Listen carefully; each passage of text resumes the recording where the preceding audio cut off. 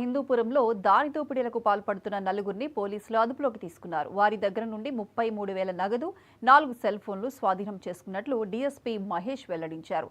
ఇటీవల బైక్పై వెళ్తున్న ఓ వ్యాపారిని ఆ నలుగురు వ్యక్తులు బెదిరించి అతని అకౌంట్లో ఉన్న నగదును ట్రాన్స్ఫర్ చేయించుకున్నారని తెలిపారు. బాధితుడి ఫిర్యాదుతో కేసు నమోదు చేసి దర్యాప్తు చేపట్టామని చెప్పారు. ఇలాంటి వారిపై ప్రత్యేక నిఘా ఉంచి చర్యలు తీసుకుంటామన్నారు డీఎస్పీ మహేష్.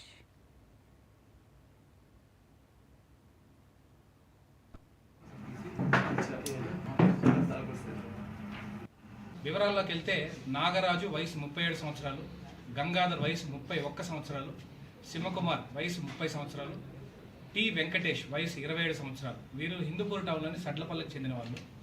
వీళ్ళు జల్సాలకు అలవాటు పడి ఎవరన్నా సెక్లూడెడ్ ఏరియాలో ఒంటరిగా వెళ్తుంటే వాళ్ళని వాళ్ళని ఒంటరిగా ఉన్న వాళ్ళని అటాక్ చేసి వాళ్ళ బైకుల్లో తీసుకెళ్ళి దూర ప్రాంతాల్లో వెళ్ళి వాళ్ళని బెదిరించి డబ్బులు ఇవ్వకపోతే చంపేస్తానని బెదిరించి డబ్బులు తీసుకోవడం ఒక ఇదిగా పెట్టుకున్నారని మాకు ఇంట్రాగేషన్లో తేలింది. ఇక్కడ మనము వివరాల్లోకి వెళ్తే ఈ పర్టికులర్ కేసులో ఒక వ్యక్తి పేరు కుల్లాయప్ప, సంకుల కుల్లాయప్ప, వయసు 29 సంవత్సరాలు.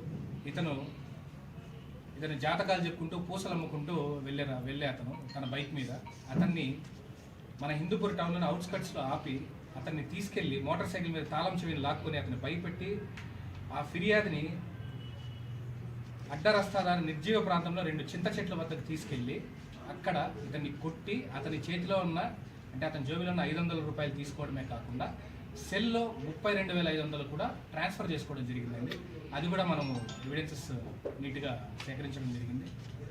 సో వీళ్ళు ఇంతకుముందు ఇవేమైనా చేశారా అంటే మనం Google pay, PhonePe transactions verify చేస్తున్నాము.